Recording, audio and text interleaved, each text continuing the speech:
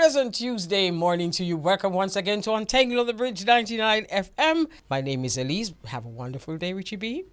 And the Up and Go team. Have yourselves a wonderful day.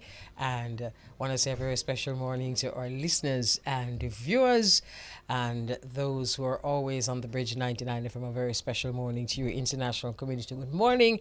And of course, a very special morning to the Untengle family.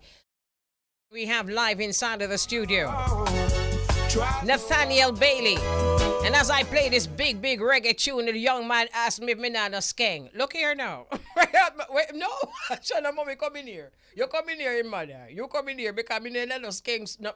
I didn't know every Joshy by heart. Look here. Come inside here, mommy. I'm going to need you. so there is my very special guest. And he's live on the monitor. You're finally in the bridge. So the young man says to me, "Why? I can't believe that I'm in the same space as Naro."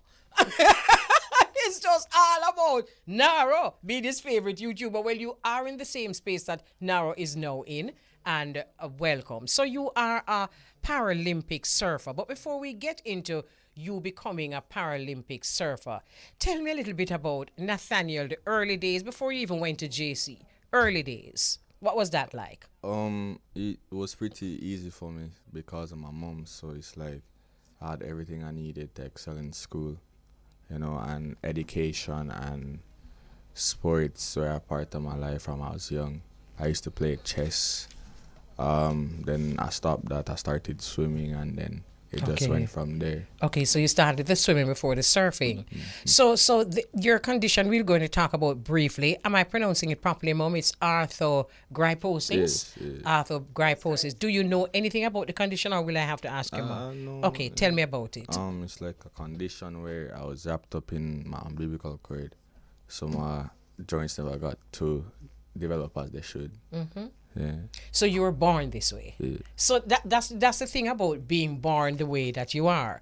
You don't know anything else. So this is just your normal. So because of this, it has been easy. Well, because of this and because of you just said that your mom, it has been easier for you to deal with it. All right. So you're a student at JC College.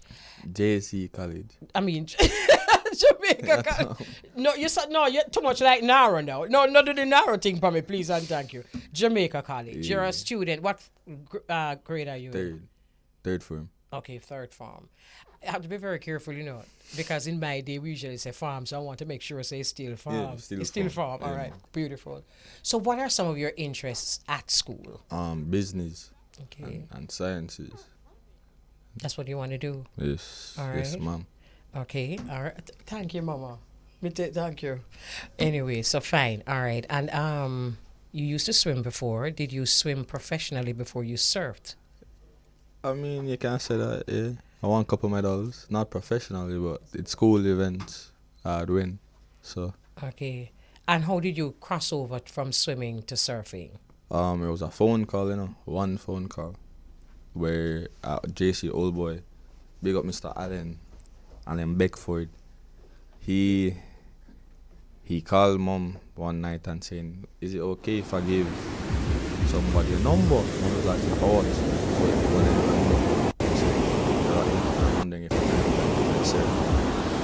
I was hearing the phone come on to hospital. What's my name was called? Surfing. I can't surf. I'm disabled. What are you talking about? What is surfing for somebody like me? And then I said, you know what? I'm just going to do my homework and continue to listen. And mom look up on me and she said, you know the facial expressions like she's saying, you would I want to? I'm going to say, no, mad and say it. So like 15 minutes after, 10 minutes after, we got a call from Ika Wilmot.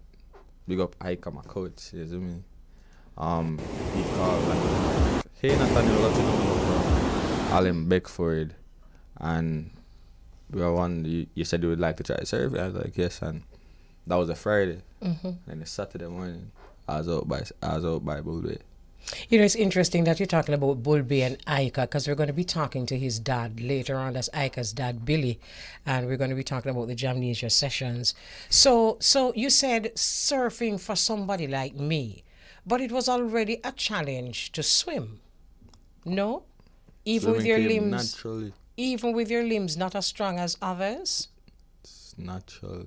So what about surfing that made you afraid? It wasn't really the fear, you know. I just never liked salt water. I never liked salt water. I never liked the beach. So you're swimming in pools? Yes. Oh.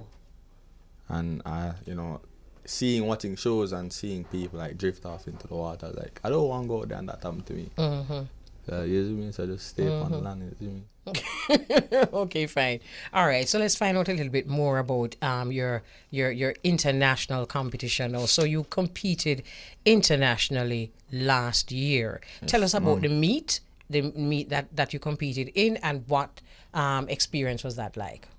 So I competed in the ISA World Parasurfing Championships in December. Honestly, it was the first for me because I never knew like they had like these big events for people like me. So I was like, okay, cool, I'm gonna go there, I'm gonna do my best. I was only surfing for 6 weeks. Really? If so much. Yeah. So what was it? You did that well in 6 weeks, or they just needed someone to fill a The space? thing, no, I was the only one at the time. Okay. And then a little further down, my teammate Tota came in. But when I went, it was like, all right, we're just going to see how it is. Just seeing, like, scoping out the different competitors and, you know, just having fun. But I was like, why the sense I go and I can't surf? Put me out there. Get me a wetsuit, get me a board, I'll go out there and try my best, even if I don't win. And with that mindset, I came 13th out of like 39 people. Oh my goodness. And I'm the youngest competitor. Oh, good. Congratulations. Thank you. So, you know, you speak, you know, as though you are able-bodied and you don't have any challenges, but you do. So let's talk about those challenges. How has it been for you with these challenges? I would call them challenges still, you know. What you call them? Learning experiences. Okay. You know, because I use what people would say challenges to help myself, you know, like boost myself, for sure myself that like I can do it. You see me? So like surfing was a challenge, what people would say. But it's not a challenge for me. When I think about it, it was an experience for me to learn. And that's pretty much my whole life, you know. I go to somewhere and they don't have steps. First of all, if I'm going with my mom, the next time I'm going there's definitely going to be a ramp, you know. So because my mom advocates for people like me, so it's like, you know, it's not a challenge. Okay, I hear you. It's still a challenge, but even since morning, we were thinking that we were going to do this interview via Zoom. And you insisted that you wanted to come inside of the studio. What is it about you that makes you feel that you must be in the studio and you don't want to be in Zoom? What was it that motivated you? I would think about it like, all right, if it was an able-bodied person, I would have them in here. they would have come. Yeah, I hear you. I hear you. So you don't want nobody to feel like, No. say, yeah, I Not get me. you. Somebody else. Yeah, man. Somebody else. I hear you loud and clear, son. So, Mom, can you come across and let's meet Mom? Mom? Hi, how are you? I'm very well, thanks. How are you? I am great, thank you. Thanks for having me. Most welcome. Your average 15-year-old with no physical challenges don't have the kind of confidence that Nathaniel have. Oh, it must be coming from home. What kind of child are you actually raising? What kind of child do you have? Who in your mind is Nathaniel? Nathaniel is just a adventurous child who, no matter what you tell him that he can't do, he's going to show you that he can do it. He defeats all odds at whatever cost it has. And I just like his drive. He's my motivator. You know, we support each other in everything that we do. And he just keeps me going. And he loves challenges. That makes it easier for you. Yeah, he loves challenges. So, as a mother, I'm sure there are other mothers because Nathaniel is actually in a wheelchair. That's your JC, was your schoolmates. Yes, my So, friends. so as another mother looking on, probably another mother who has a child with physical challenges, what would you say to them? Because they're hearing Nathaniel here, and for those watching the monitor, they're seeing this happy, well-adjusted child. It doesn't come that easy. Tell us what you would say to motivate parents who have a child who has whatever kind of disability. All right. For me personally, as I said, I don't beat him down. Whatever he wants to do, once he feels that he can do it, I allow him to do it. Parents just need to give the children support and don't limit them, because you just never know. If you don't put them out there to see what they can do, you know, you're not going to have any expectations if you don't really rise up to it. I remember once Nathaniel was doing he was a guest speaker, junior guest speaker at this prize giving, and he was talking to the students, you know, so good, and everything was going fine until afterwards I just hear him say, you know, leave the English and go on straight to patois and say, let me tell you something, parents. Let me tell you this. When you stop, push on a picnic under bed because him have a challenge. Get them out and take them out. My mother don't go nowhere without me. If she go England, she have me under her arm. If she go New York, anywhere she go, she have me. And it don't matter if you even go to the supermarket. Carry them with you, make them understand, make them pick up them grocery too. You know, because they are somebody, not because they have a challenge. Everybody has a challenge. It just depends on how you work at it and how you deal with it and overcome it. Wow. You know, and because of that, as I said, sometimes Nathaniel himself blows me away, because sometimes I hear him reason some things up. I said, DJ, oh you reach that? You know, even him calling himself the one Cripx Don, or the one Cripx Don or something like that. I was like, EJ, oh that. Like. You know, and he said, Mommy, people look at me, they might tell me I'm a cripple. Me them not for tell me I'm a cripple, but me tell them I'm a cripple. But guess what? Me done up my thing, because I done it somebody who owns them space, own them thing. Say my own film crippleness and just use it as something positive. No, You know, Mons, so Mons, he just, there must be something. Who will get this from? well, to be honest, his father's a go-getter. I'm a go-getter. Okay. So Comes naturally. it just come natural Part for of him it's in his genes. to be a go-getter. All right, I hear you. All right, let's go back to Nathaniel now. So I just get this Cripx Don, you know. I just get the origin of it. So let us talk about Cripx Don. What inspired you to name it? Mommy told me a bit, but you tell me about your inspiration for that. Cripx Don is just, well, it was first Cripx Don. And they're saying to me, don't use cripple. They who? Mommy and like my team. You know, they're saying don't use cripple. So I said, alright, I feel that way, because I said, you know, I just feel comfortable, you know, owning my situation and thing, and they have to tell me I have to change my name, so I feel that way. So I never changed the name same time. So I went home and I was talking to some of my friends, and coincidentally, a couple of days later, I had a video shoot with a company I'm a part of, Yardy Teens, and one of my friends is the mixer for them, DJ Rich. He was like, yo, Cripx. And I was like, what you say? You can work with that. I say, yo, Cripx. I say, oh, cool. That's the tweet. You know, I'm going to run with it. So the same night, I said, you know what, it's Cripx Don now, you know. You see me, and I was calling my friend, and I said, yo, it's not Cripx Don anymore, it's Cripx. And I'm saying, that sounds sweet, bro. You see me? Go on, run with it, bro. You see me? Just do your thing and make sure you do it good. And some of my friends, well, all of my friends will be like, yo, once your mother proud of you, you're good.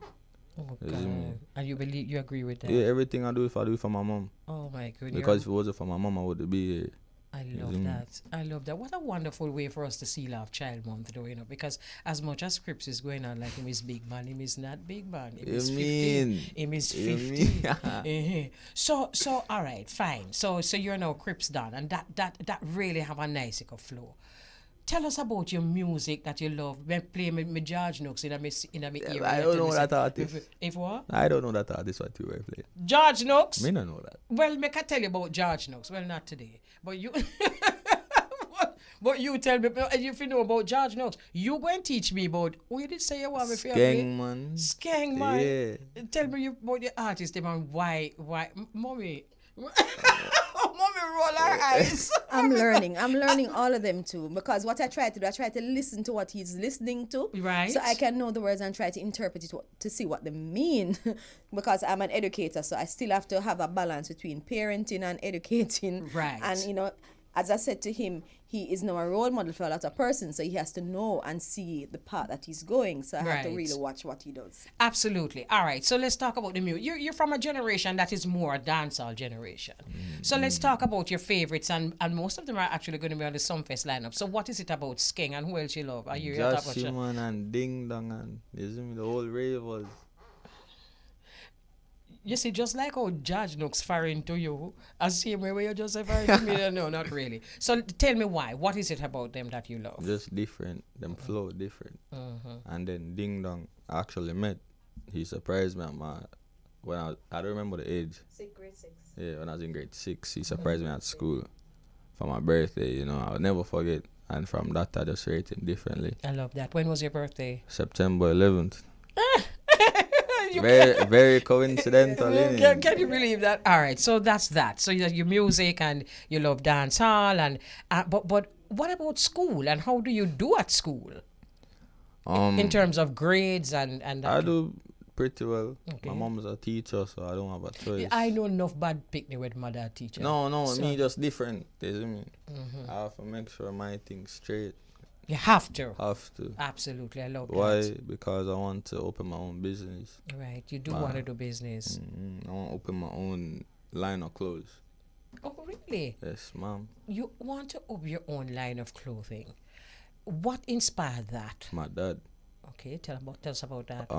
My dad is Cripx Fashion and he is great at what he does, you know, so he's overseas, but he, you know, he's So I guess that is how the mention of the fact that you're in a Clarks came up. no. Not your dad, but just your love for fashion. No, not really. But what? I just love the look. You love fashion. Yeah, you can't say that then. But if you never love fashion, we wouldn't have to know so you're in a Clarks. No man, Clarks are forbidden known. What are you talking about, man?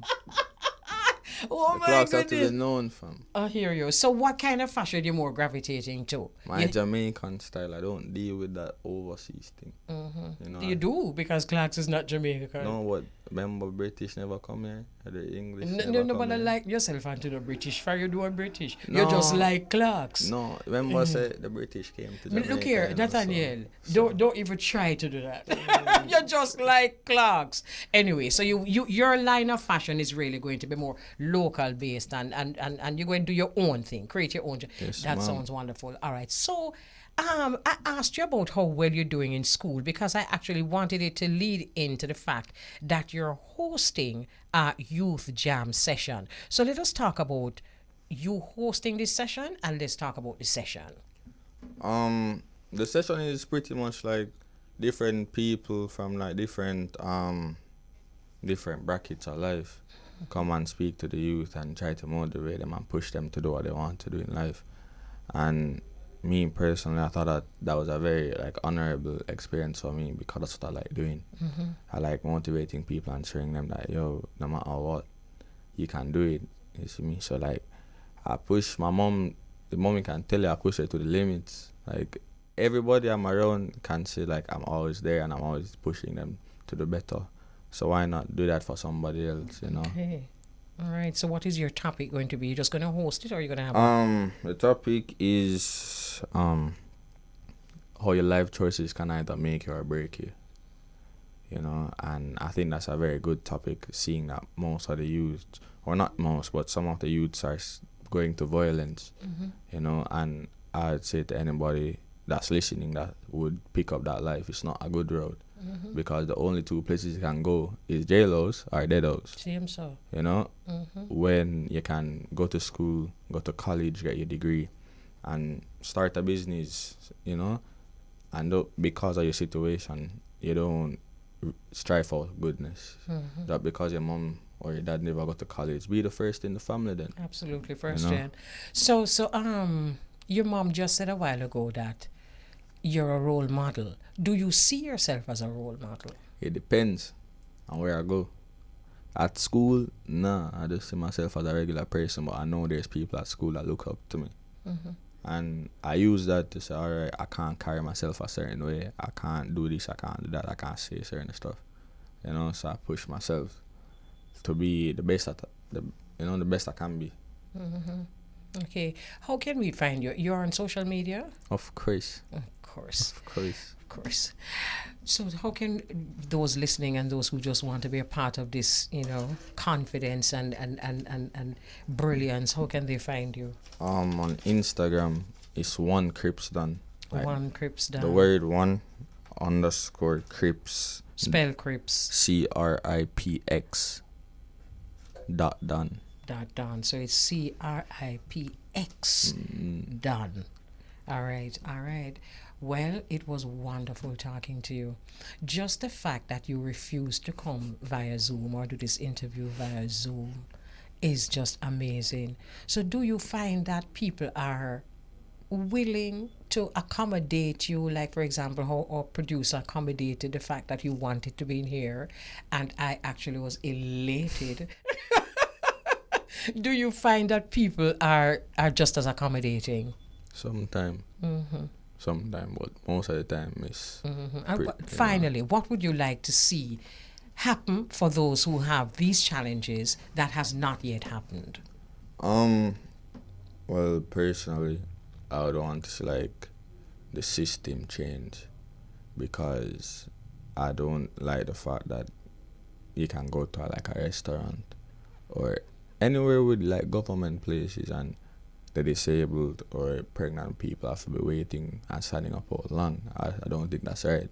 Especially for a pregnant lady. If a guy's in a wheelchair, the name can wait like a 5 minutes or 10 minutes, but a pregnant lady, she should be the priority. You see me, and my mom told me that women come first. So with that, I just implemented it into my everyday life. So Beautiful. Well, this has been a wonderful conversation. You will always be, I'm sure my listeners are going to be mentioning you from time to time, I'm sure. And it, I mean, respectfully, but it have nothing to do with Jashi.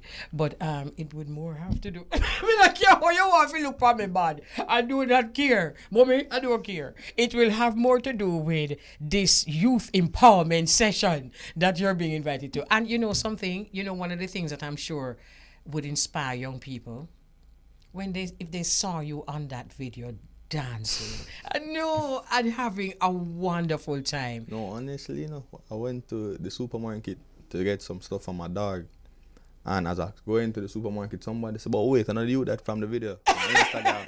They said, "Yeah, I mean, still, but don't load it up." I leave there. I left that supermarket. I went to PriceSmart. Yeah. Same thing happened. People actually stop and say, "Yo, like what you do, bro. Keep it up." I was like, "Thanks." Nice. And that went on for like a good 15 minutes. Like, as I don't talk, somebody else come. Yeah. But I said, this life is for me. I like this. What are you Yeah, talking I'm sure about, you man? do. Yeah, I'm man. sure you do. And I'm sure that's why you love perhaps Naro. Because, Nara General. What are you talking about? I spoke to Naro the other day before he actually got the program on the bridge. And I grilled him. When I say I grilled him, I mean I grilled him. Water off a duck's back, man. And I see that you love that kind of personality, right? Yes, mom. I see that. Lovely meeting, Mommy. You are an amazing mom. You should get an award for the Mom of the Year. That's you are facts. amazing. Thank you, Yeah, thank you, man. thank you so much, and thanks for having Beautiful. me. It is our pleasure. You have made our day. Have yourselves a wonderful day. And the team will come and get you. You know something? The team, Nathaniel has a team anxious to come and get him. It's like, Nathaniel is the man. So, Untengle team waiting patiently for you. So, just continue to be that confident, brilliant young man. Will do. Okay. Gonna take a break. Okay, so good afternoon, Beauregard. You there? Yes, Mama Kelly, good afternoon. How are you? I'm doing great today. How's everything with you? Wonderful. Wonderful, Nice, wonderful. Nice. The weather is wonderful here. We're having about 94 degrees. It's hot for some people, but it's nice for a lot of people. Oh, I'm sure it's nice for most of the Jamaicans. Let me ask you something, Beauregard. Yes. Because I just did an interview with a young man, a 15-year-old young man, and he said he didn't know George Nooks, and then my sisters now are on the phone with one big conversation about it. How old is your youngest son? He's 11. He's going to be 12. How old is the oldest teenager? He is 16. Would he have known George Nooks? I'm not sure if he would have known George Nix. No. He might have heard the songs around the house, but I don't think he knows Okay. directly who George Nix is. You don't think you'd have known who George Nix is? No. Okay. Because, I'm just checking because we're having a conversation and we're saying that it is very important for us to learn who their artists are, their favorite artists are. Very important. Yes. And it's also very important for us to teach them our generation of artists. And it's really just called education and knowledge, True indeed. The funny thing that you should say all of this is because the other day my wife said to me that, she said, see your boy in there listen be a reggae and dancehall. And she's talking about the second to last one, which is none of who you just asked about, So one of them is really in tune. They all listen to the music and they hear it, but one of them is doing his own, research. And, he's playing some songs and you hear. So even today in today's hip hop music, you hear a lot of the old reggae songs and the chorus and the melodies being brought back. That's the point I wanted to make, yes, Beauregard. and they are learning from that. And sometimes I hear them singing songs and I say, where you hear that from? And they take me to where they hear it, and then I have to bring them back to where I learned it, which is from our music. Right. Like the other day when I was on the road, I don't know if you were playing Trouble Them. It was actually a protege sampling one of Ainika Moses' lines in the song. But the point that I wanted to make is that the counterparts of our children that are overseas, they are studying our music. Yes. And they know exactly who some of these artists are. And it just seems like we don't want to, retard our children by just knowing who their artists are. It's just a process of education that we really need to. I think it's important for us to help our children to understand some of the artists who are from their own country, who are part of the fraternity, and who are popular overseas. Yes, true indeed, and they will find their way, just like we found our way with the foundation and the music that our parents used to listen to. We couldn't help but to listen to it because it was always being played, So we grew up on the music, and which is what a lot of us do, So our kids, they are listening. Yes. And when you think they are not listening, they're definitely listening. I hear you, and I you're the perfect person for me to ask that, because I know that this generation is a dancehall generation, but we still, and I was a reggae generation, but I still had to hear my parents playing ska. So yes. I understand that, and although it wasn't my choice, I'm conversant with the music, Yes. Yeah. Yeah, man. Yesterday was Memorial Weekend here in the United States, and it was a solemn day for those who lost their lives while wearing the uniforms in the armed forces here in the United States. So it was also a celebration of their lives as well, because they actually sacrificed their lives, in terms of protecting and fighting for freedoms of this country. So we had a big celebration here in the United States. Whole heap of parties, whole heap of barbecues, and remembering those soldiers who died and gave their lives for the country. Absolutely. Yeah, man.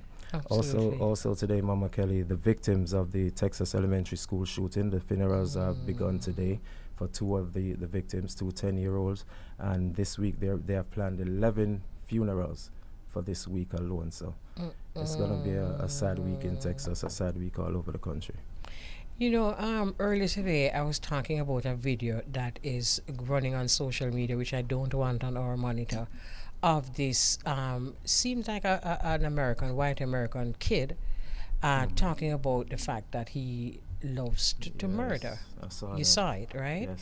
And there are just so many things that came up in my mind. First of all, it's obvious he has been coached by either adults or adolescents. And I couldn't help but think of the same incident that you mentioned a while ago, because there are so many of these young people who have been what them call radicalized, whatever it is them call them something. The reality is that them turning them into some little demon. And they feel comfortable with this, because whoever is teaching them this obviously is teaching them that it's a good thing. I want to know, where's that little boy parents? Like, the person who's interviewing, it just seems like a random person who's just asking him the questions in front of his house or somewhere, because they actually walked away from him after they finished talking to him, and he's just there talking about he wants to be a murderer when he grows up, and he wants to kill people, and it's really sad, real sad. It also reminds me of the other video that you asked me to save for you when I spoke to you last Thursday, which I want you to see if that's okay with you, and we could put this one up on the monitor. It's okay, but before we leave this though, Beauregard, you know as well as I do, because that young man is from the space that you're in. Can you imagine if this was a little African-American boy being interviewed and saying all of this? He would either be institutionalized immediately or perhaps killed down the road very quickly. True indeed. And it's just so sad to see that it's okay for this kid to be saying all of this, and then we reap the rewards of all of that down the road with what happened in Texas. Yes.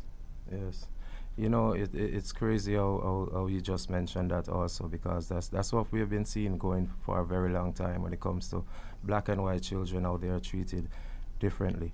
And to say the least is the fact that it's all racism when you look at it, because when black kids do certain things, they are, like you said, they're targeted.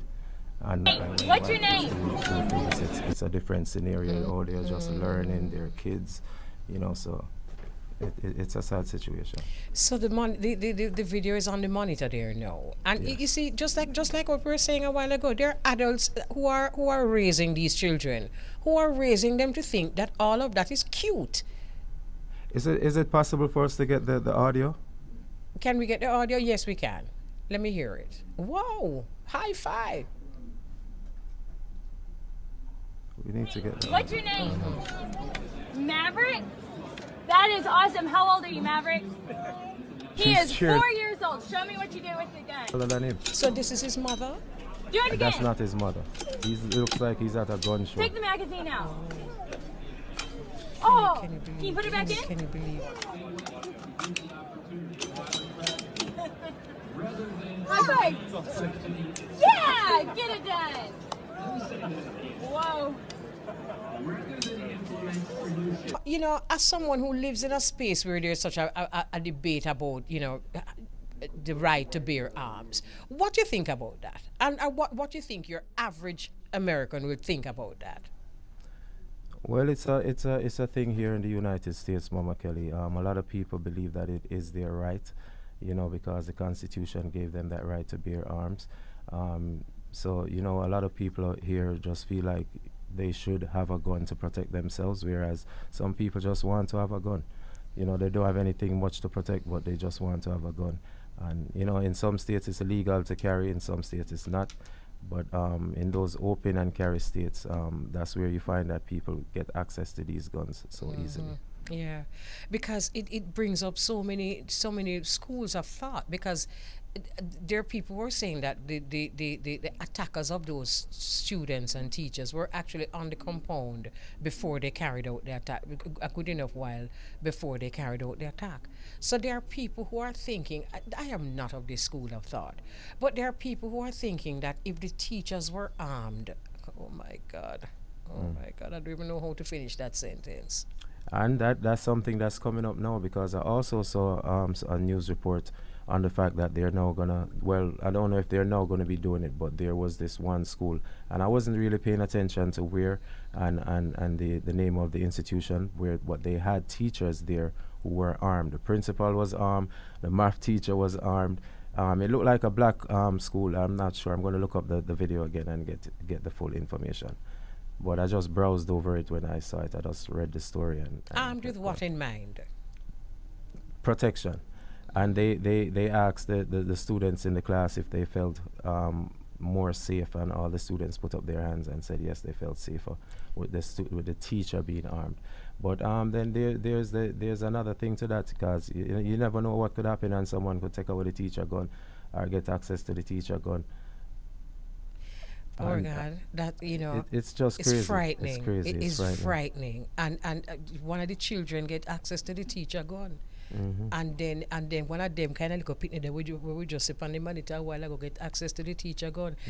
But you can understand why this conversation or this debate is raging, because how do we protect ourselves against people like them there?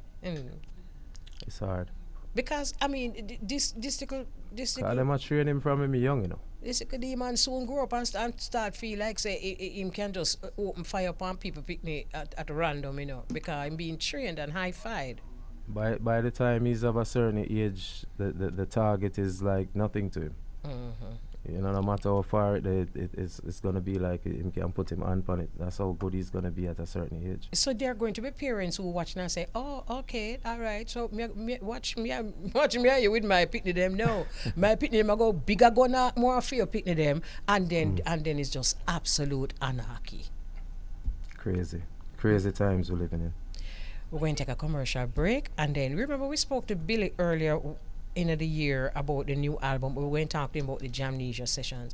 Do you know about the Jamnesia Sessions? Yes, Mama. Okay, great. All right, so we soon come. And we have live on the line Billy Mystic of the Mystic Revealers, but wearing the crown of Jamnesia Sessions this afternoon. Good afternoon, Billy. Afternoon, Mama. How you doing? I am good. By now, you're no stranger, so you know that we're streaming live to the Tri-State at this time, and we also have online Beauregard of the Corporate Hour on Irie Jam Radio, right? Respect. Respect. So wonderful to have all this big platform. Right. Yes, Okay. All right. I just asked Beauregard before we actually came on, before we started talking to you, if he was aware of Jamnesia Sessions, and he was, which is very heartening to know, because he don't live in this space, so it's very heartening to know that he knows about the Jamnesia Sessions. So my first question to you, Billy, would be to tell us how about the inception of the Jamnesia Sessions, how it started, who conceptualized it, that kind of thing. Well, as you know, Elise, Mystic Revealers used to rehearse at my home quite a bit. Over the years, I'd accumulated a certain amount of equipment at my home, and the kids, as a result, were exposed to music at that level from them young, you know, and they learned to play them instruments. So really how Jamnesia started was that they got to the point where they were able to create music of their own, they were writing songs, and they had the desire to be on a show, you know. And it's the same situation that reached most upcoming artists in the beginning of their career. They may be able to rehearse, they may be able to even find somewhere to record something, but to get on a real live stage show is virtually impossible until you have a major hit or something. So because we had the space, you know, and we had guests here, and we had the captive surfing community that knew them, so we figured I would get support from the surf community if they said they're going to have a party and play some live music. And that's basically how it started, really, to work with the surf community that were familiar with Jamnesia. And what magically happened was that because the platform was created, all these other talents wanted to seize the opportunity, because, you know, in Jamaica there is no such thing for musical career development in terms of where do you go to get on a stage when nobody knows you and no promoter is interested in booking you for any show because they never heard of you. And you don't have any experience interacting with live musicians on a stage in a live audience environment. You know, I mean, all of these things are different situations that artists have to deal with, are different rehearsing for a show than actually performing the show, you know. And so it just ended up being something that was really needed by a lot of young upcoming talent. And we were able to provide it, and out of that it just bloomed and blossomed into what it has become, you know. Okay. All right. Nice. Who were some of the young early acts that came to Jamnesia that we can look at today and say that's where they got their start? Well, most of the reggae uprising, reggae revival, as them call it, that whole era there, you know, I would say Cripx, Kabaka, Pyramid, John 9, Raging Fire, Uprising Roots, Jesse Royal. Oh my God, there's so many people that I'm not mentioning now. I shouldn't have started mentioning names because there's so many people, you know. And alternate groups too, you know, like call themselves, oh no, this rock band. I mean, they have rock band, rock bass band, all of the alternate bands that don't get anywhere to perform in Jamaica because there's no kind of show setting for their genre. Could bring their trade to Jamnesia and perform every other Saturday night, you know. So, but a tremendous amount of names and people have come through Savannah, you know, and these people have been coming to Jamnesia like since Jamnesia started, which is 2007, long before anybody knew about them. So, Billy, I remember talking to Kumar Fire once, right? Who I know frequents the Jamnesia Sessions, and he mentioned Bob Andy at the time being one of his mentors that would pass through and encourage them. Are there any other veterans or young veterans that you can think of who would actually pass through these sessions and give these artists a nod or some encouragement, that kind of thing? Yeah, man. Jamnesia is that kind of place where, because we don't have a list of who's performing each week, it's very impromptu. And in the same way, people turn up out of the blue. You will see Toots pass through. You will see Mr. Carroll in the place.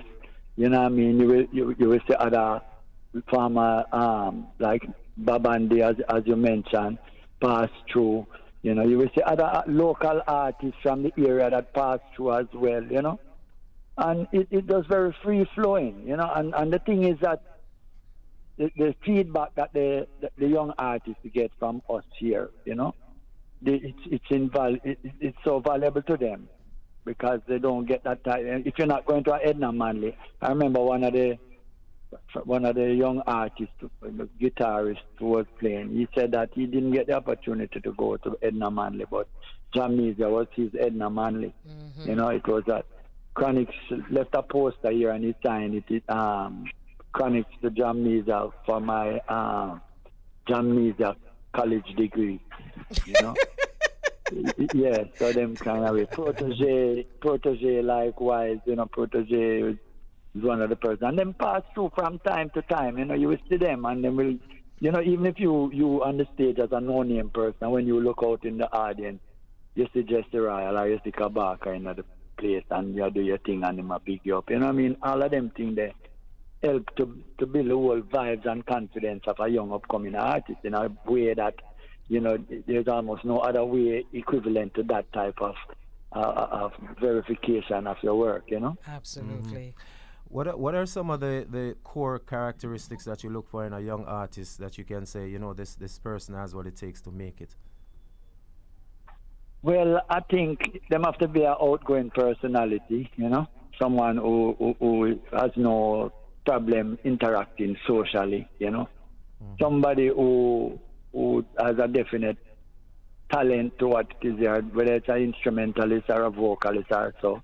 You know, in terms of quality of the instrument that you're presenting, you know, whether it's a voice, the quality of the voice, the natural melodic tendency of how someone sings. Because you have some artists who have some very good voice, but their melodies might be repetitive and become monotonous, you know. And you have other artists who are able to manipulate them voice melodies quite a bit and find interesting ways in which to present, you know, melodic stream, you know.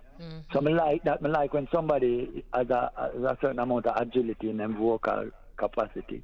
And when them show an interest for understanding music, even if they are not a trained musician, but that desire to wish if they were trained, you know what I mean? So that they would take advantage of instruction and that sort of thing. Right. I look for that as well, you know, because if you're going to make it out there in the world of music, you have to grab every little string where you can swing on, you know what I mean? Because sometimes your career is being supported by a cobweb, and if you never did grab that cobweb, you wouldn't be around, you know what I mean? So you know, you have to learn how to really capitalize on all of the things. So I look for drive, you know what I mean? Drive and interest, But one of the main thing is how they accept criticism, because Yes. some people that can become a major deterrent to their development process. You know, Very you have to be well able said. to take.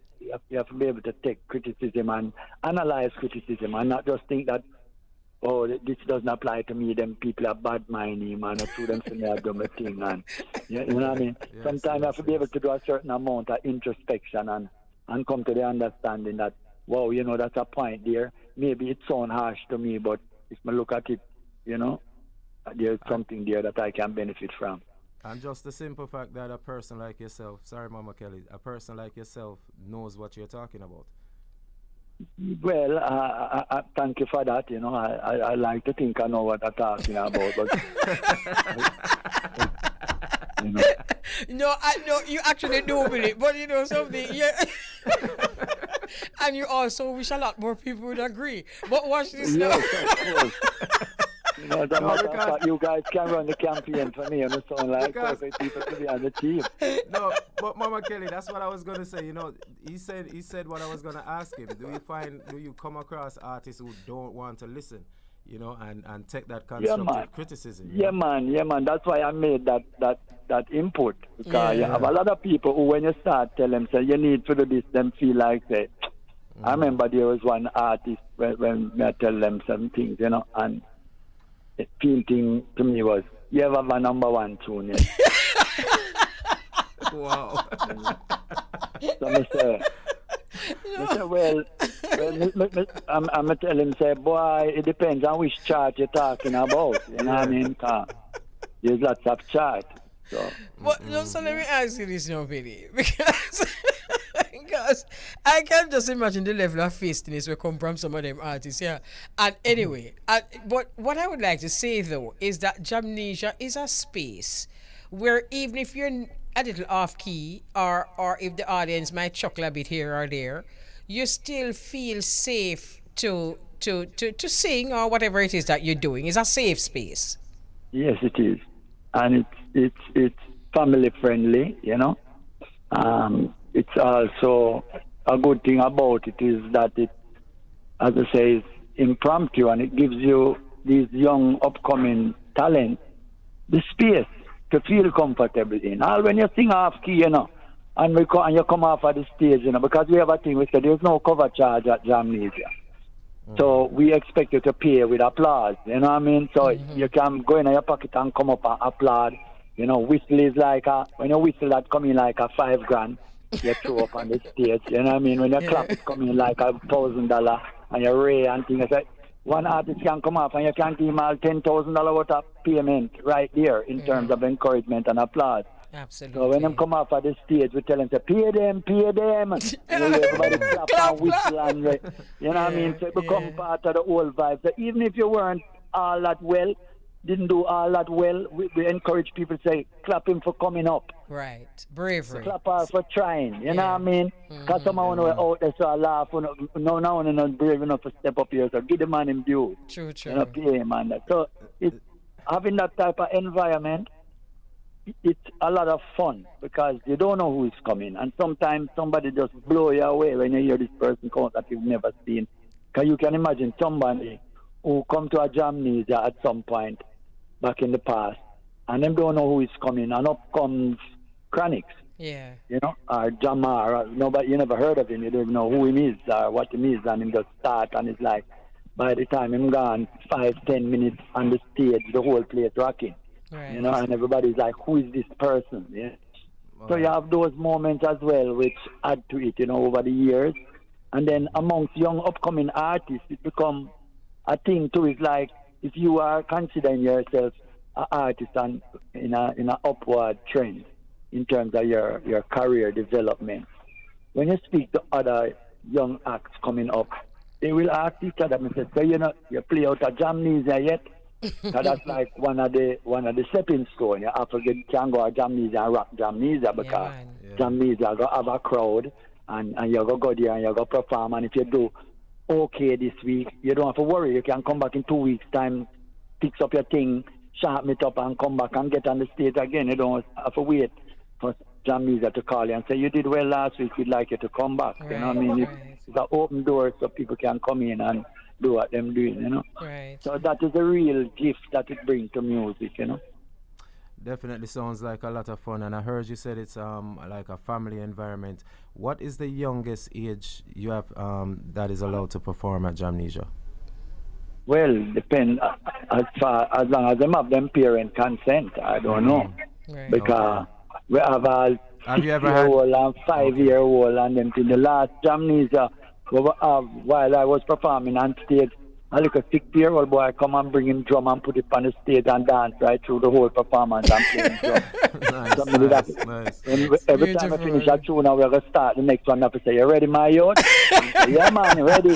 You know, and yeah, man. If you go up on Jamnesia Session Instagram, you will see some of those things posted, you know. When was that? When was that last one? That last one was this weekend gone. Okay, wonderful. You were talking a lot about the artists who are performing, but there's also another side to Jamnesia, and it's about the people who are the patrons, who are Exactly. who are attending. Yes. And there is something special about the Jamnesia space. How would you describe the Jamnesia space for someone who just wants to come as a part of the audience?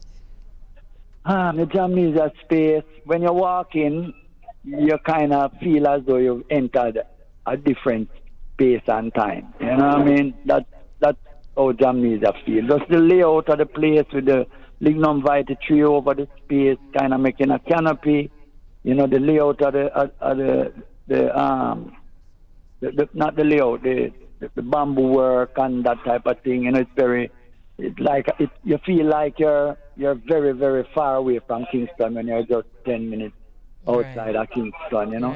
Right. And it's very relaxed. You hear the sound of the sea in the background, you know. And it's nice breeze passing through, cool and nice environment, like a bar. And, you know, you can learn to surf as well. So it have that surf energy about it. So even when you come for a show at night, there's you're walking past surfboards and that type of thing. The whole look is kind of unique. You know, you don't find a lot of places in Jamaica that have this kind of surf route to it. Absolutely. So it's kind of unique that way, you know. Not to mention the fire. Yeah, you see it, and we have these bonfire nights as well as Mama I making mention to, and we're very famous for our New Year's bonfire that we have here every year. We have a thing where all the surfers get out and try and be lucky enough to be able to catch a wave in the previous year and surf it all the way through to the change of the year into the next year.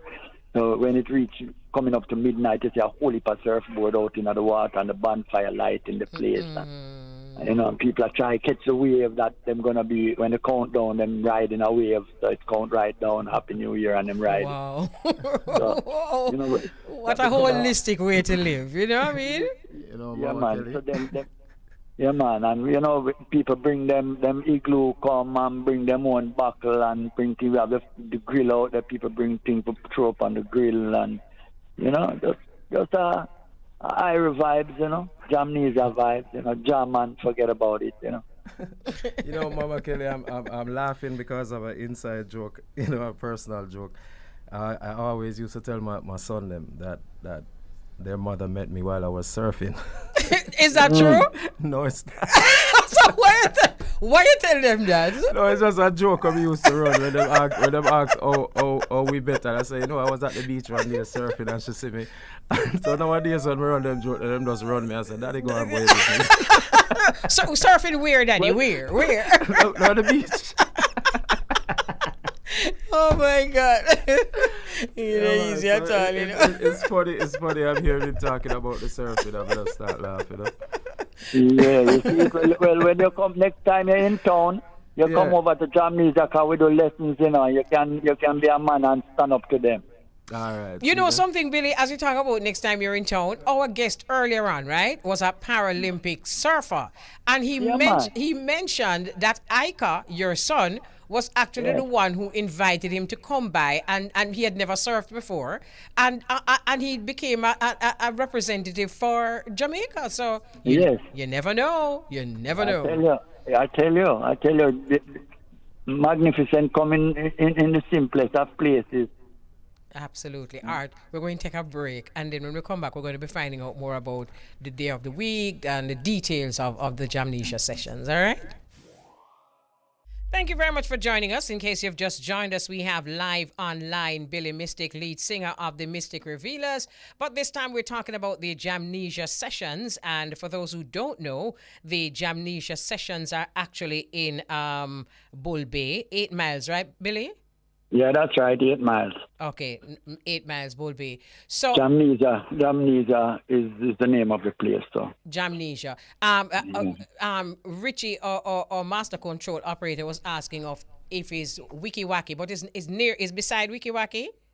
Yeah, if you get to Wiki Waki, you pass Jamnesia already. Oh, okay, all right. So we are just about half a mile before you get to Wiki Waki. Okay, all right, fine. And one more thing before we find out the details. One of obviously a Jamnesia fan, Marcia, she says, "Greetings, Elise. Soon start forward to Jamnesia, though near yet so far. And the nice sip where Maggie makes, Jamnesia, Right. Jamnesia cozy, and rooms are there too. So I mean, there you have somebody who is doing more PR than you, Billy." Yeah, I'm not so good at blowing my horn.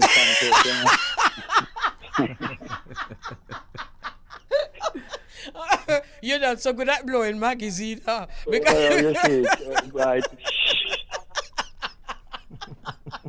Oh, yeah, set me up like this, man. You think I'm a friend?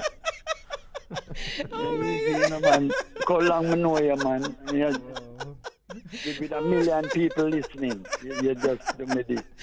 You see, ladies and gentlemen, you see the type of host that you all are following? You know, this is how she treats her friends.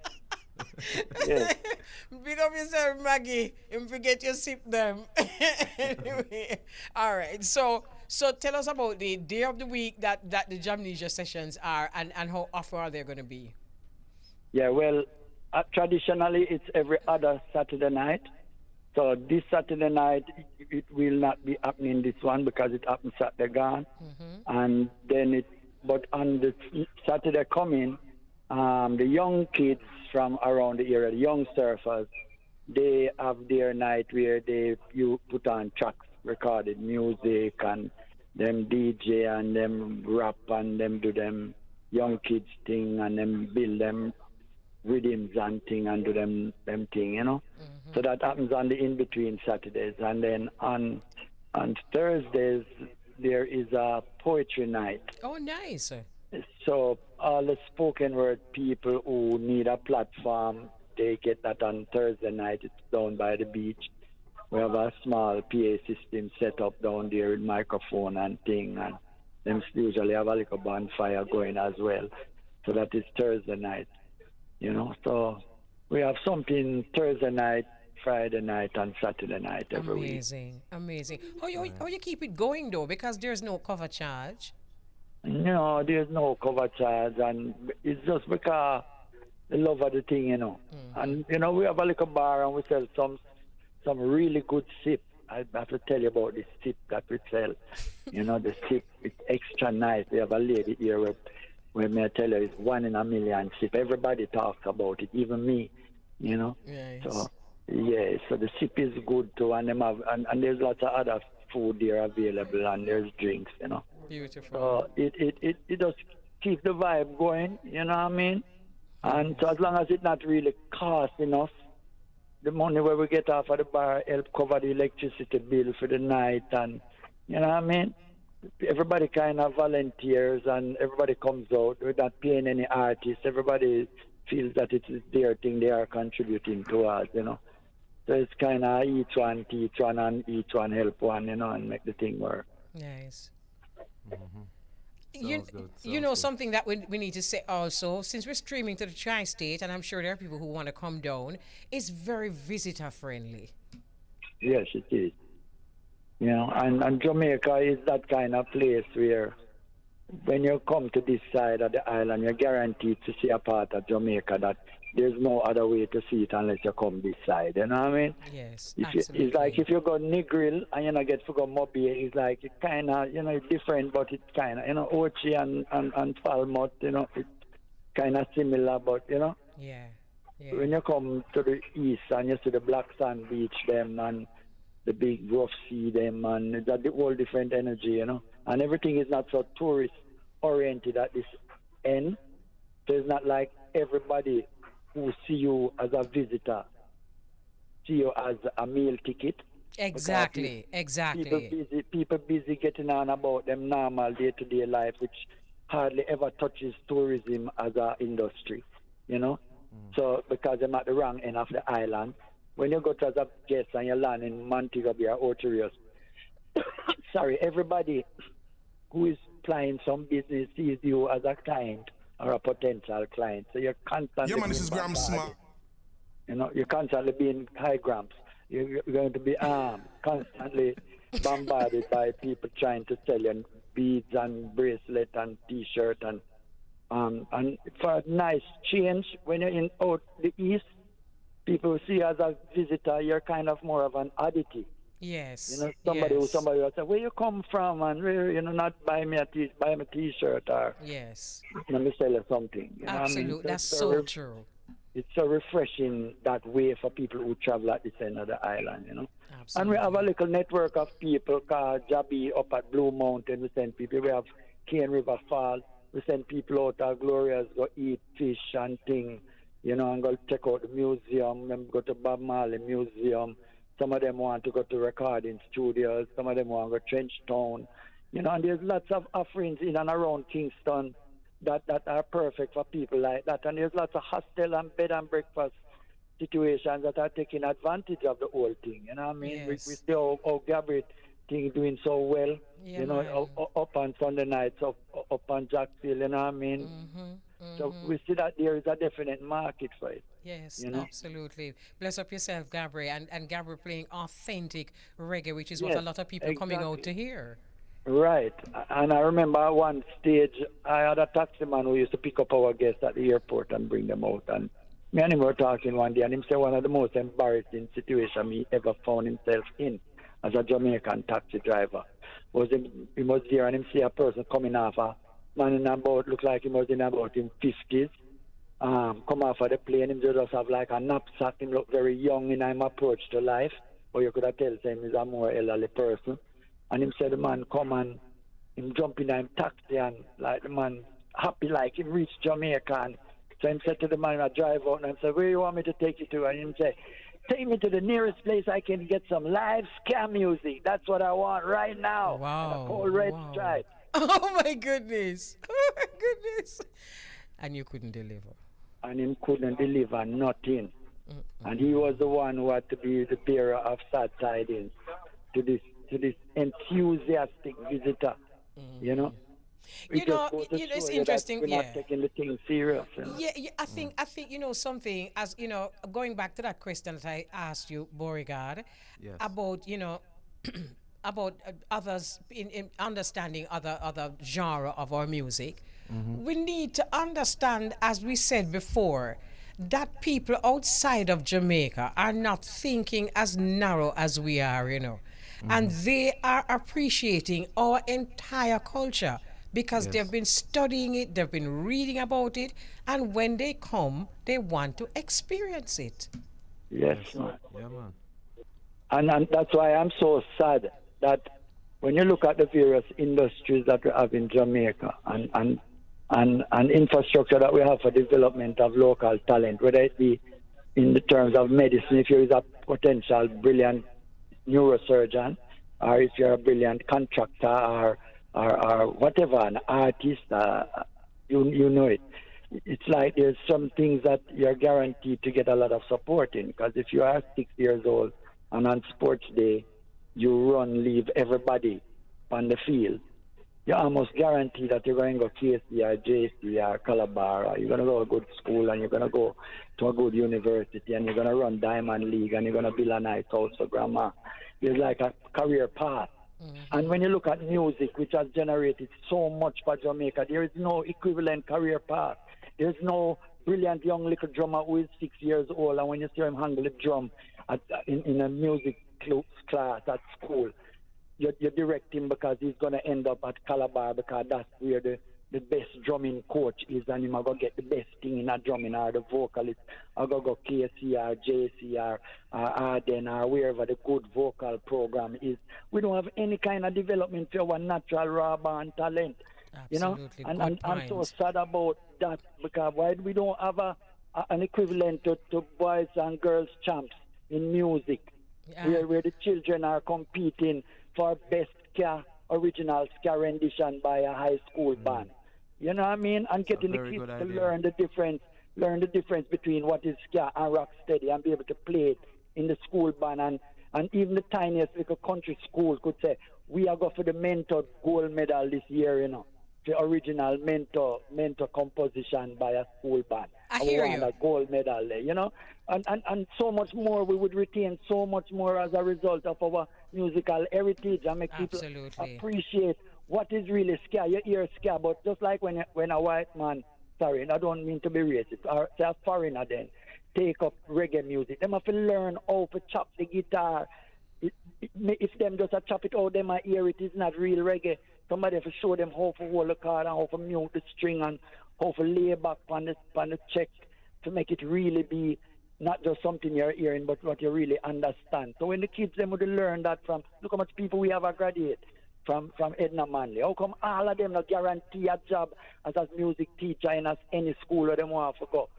You know what I mean? Loud and clear. Don't have a music program. Loud and clear. We want to use the opportunity, though, Billy, to bless up the production and those who are responsible for the program on local TV called All Together Sing, because they're doing a fantastic job in terms of educating our youth and taking the music to a different dimension, showcasing instruments and that kind of thing. We're running out of time. It's now 12:56, but my goodness, I'm so happy that we had this conversation with you. We got more than Jamnesia. We got a lecture, man. Billy. We got a lecture. Yeah, man. Bless up yourself. Go ahead.